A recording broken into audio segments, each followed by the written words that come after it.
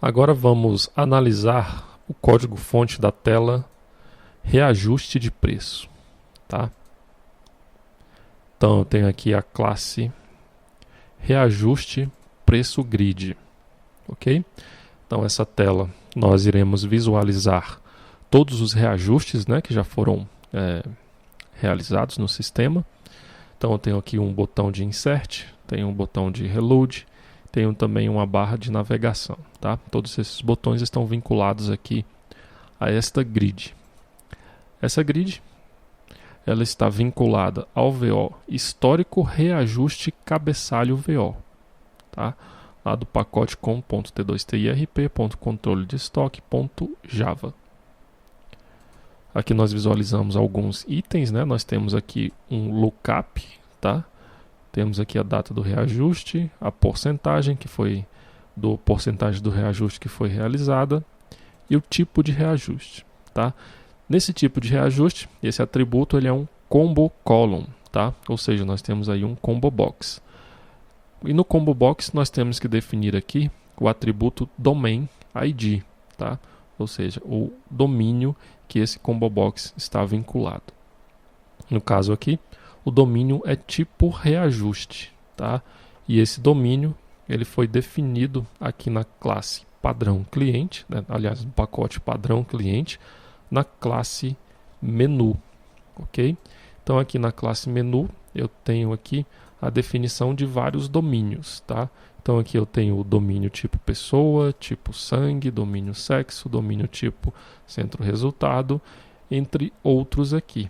E eu tenho também definido o domínio tipo reajuste, ok? Então eu crio aqui um novo domínio tipo reajuste e vou definir quais são as possibilidades para esse domínio. Então o tipo de reajuste ele pode ser um aumento, o tipo de reajuste ele pode ser uma diminuição, tá? Então A para aumentar e D para diminuir, ok? Essas opções você pode visualizar lá no DER, tá? Lá no banco de dados nós temos aí as opções possíveis para este campo, tá? Para o tipo de reajuste, ok? Definido esse domínio, né? As opções desse domínio, você tem que incluir esse domínio aqui no domains, tá? Esse domains ele é um objeto do OpenSwing, ok? Então o OpenSwing vai buscar dentro desse objeto domains o domínio que foi cadastrado. Então ele busca aí através do domain ID que foi definido aqui nesse atributo, ok? Bom, aqui no código fonte eu tenho aqui no controller, eu tenho aqui no construtor, né, dessa classe, eu recebo como parâmetro o controller da grid que mostra todos os reajustes de preço que foram realizados, né? Então eu defino o controller dessa grid e também o grid data locator.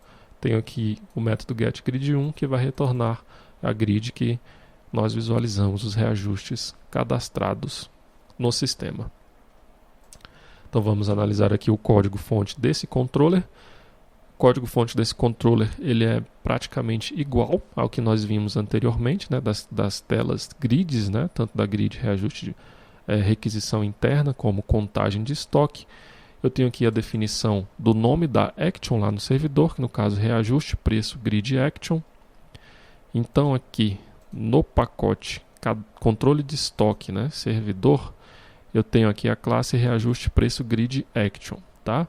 É o mesmo padrão que foi desenvolvido. Aqui no método execute command, a definição de qual ação será executada no momento e as suas implementações, né, dos métodos load, insert, update e delete, ok? Aqui no método load data, eu vou definir que é uma ação de load e realizar a requisição lá para o servidor. Então aqui no servidor eu vou buscar todos os reajustes, né, de preço que foram realizados, tá? Então todos os reajustes que estão cadastrados no sistema eu vou mostrar aqui nessa grid.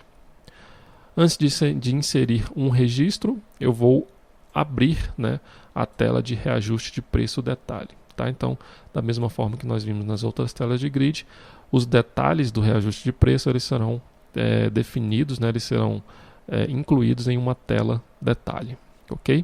Da mesma forma que o double click, né, ao clicar duas vezes em um registro dessa grid, será aberta uma tela detalhe, né, reajuste preço detalhe, para que o usuário consiga visualizar os dados desse reajuste. Ok? Bom, então esse é o código-fonte que foi implementado para a tela reajuste preço grid.